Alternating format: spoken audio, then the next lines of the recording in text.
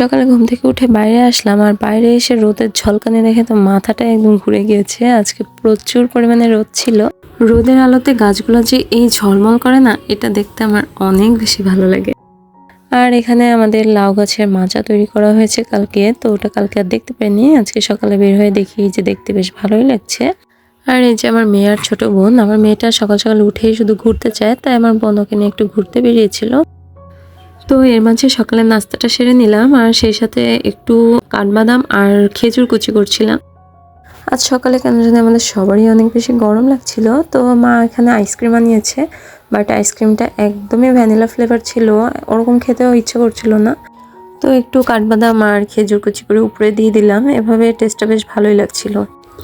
আর এই যে এখানে আজকের বাজার সদাই, এখানে বাজার থেকে টাটকা সব সবজি কিছু আনা হয়েছে।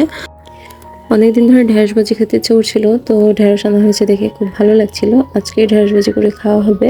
এখন সবকিছু গুছিয়ে রান্নার প্রিপারেশন নেওয়া হবে। আর এখানে বাইরে আমাদের একটা নারকেল গাছ কাটছিল, আর শুনলাম গাছ থেকে নাকি রস পড়ছে। নারকেল গাছে যে রস হয় এটা তো জীবনে প্রথম আমি শুনলাম, তাই একটু দেখতে চলে আসলাম।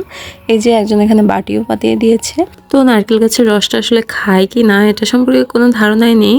তো এই যে গাছ যে কেটেছে সেও খেয়েছিল, আর আমাদের বাসার পাশে দু একটা পিচি ছিল, ওরা একটু খেয়েছে, আমার আব্বুও খেয়েছে।